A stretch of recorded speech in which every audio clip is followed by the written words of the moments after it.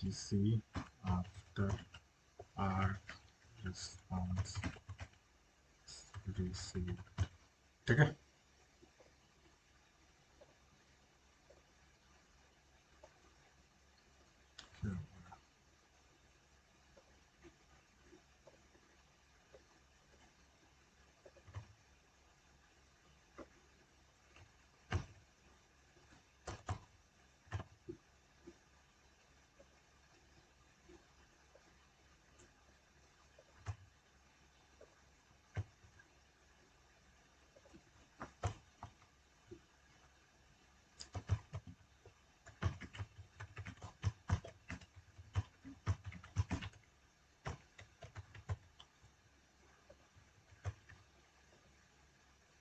ठीक है। चलो, ये पार्ट हो गया। अब नेक्स्ट पार्ट पे आते हैं।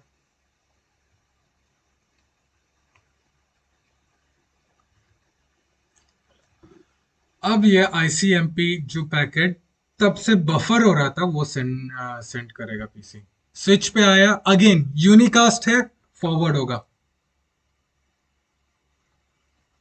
राउटर पे आया, अब देखो राउटर पे आने के बाद क्या हो रहा है ये देखने लायक है। Frame is first received at G0/0/1 interface. Frames destination MAC matches the receiving ports MAC address. अब ये मैचिंग कैसे हुआ, ये एडजेसेंसी टेबल देखकर हुआ। Device decapsulates the ethernet frame. Device looks up the destination IP address in Ceph table. Ceph table does not have an entry for destination IP address. Device looks up in destination of the destination IP address in routing table. अब देखो ये Ceph table के पास entry नहीं है। एक बार Ceph table देखे, show IP Ceph। देखो 1111 है, ये नेक्स्ट हॉप बता के रखा है, तो we have a entry into safe table, but issue क्या है, entry for 11.1.1.0/24 but 192.168.1.2 is it resolved। Resolve मतलब क्या, इसका एंट्री एडजेसेंसी टेबल में है कि नहीं, चलो वो भी चेक करते हैं। अब देखो द रीजन वहां पे ये लिखा आ रहा है कि 11.1.1 is not in safe table. Why?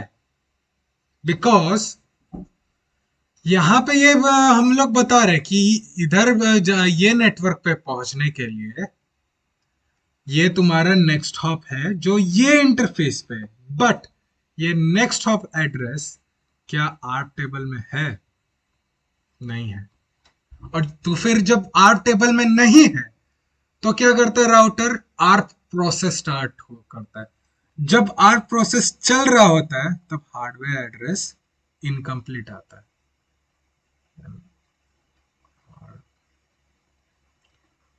Process is running. ठीक है, चलो डिटेल्स चेक करते हैं।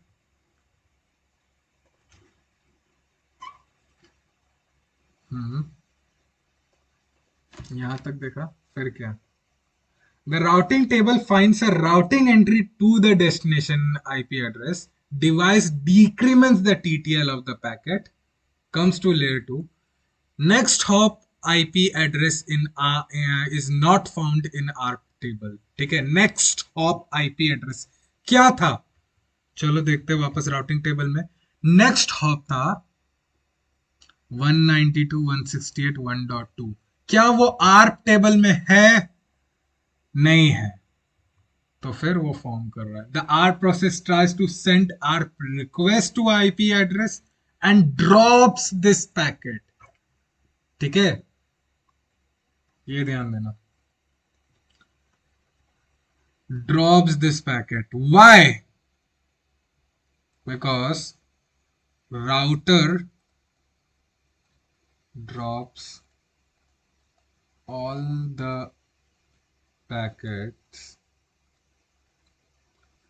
when it processes ARP. ठीक है, और when it processes ARP से की जगह में when it runs ARP process.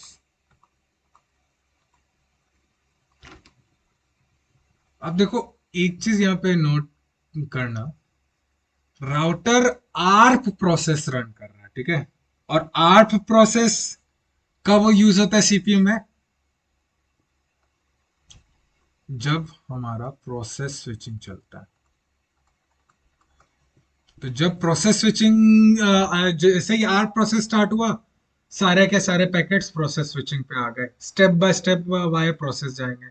तो फिर एज पर आर्प प्रोसेस सबसे पहला चीज क्या होगा, आर्प रिक्वेस्ट बनेगा,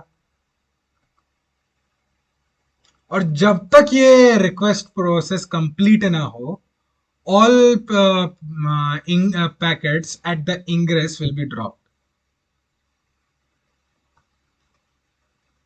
All packets at ingress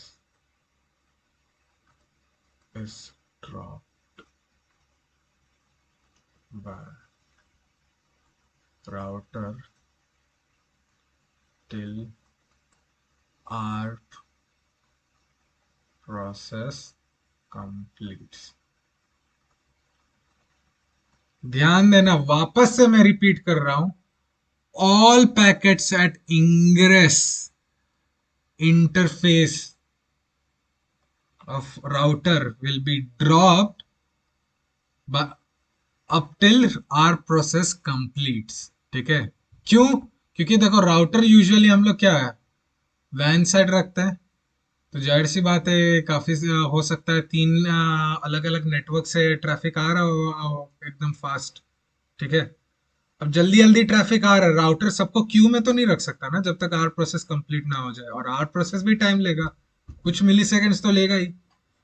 तो जब तक ये कुछ मिली सेकेंड्स लेता है, तो ये तो पैकेट्स तो इसका बफर में बढ़ता जाएगा अगर ये रोकेगा तो, इसलिए वो बफर ओवरफ्लो ना हो इसलिए वो ड्रॉप कर देता है, ठीक है।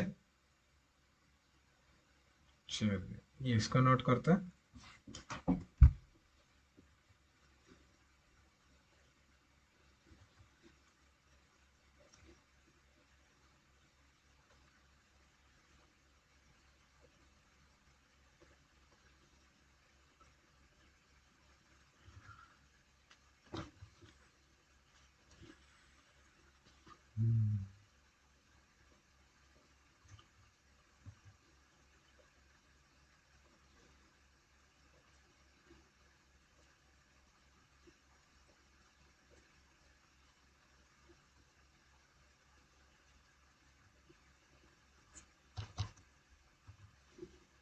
दूसरा कौन सा प्रोसेस है?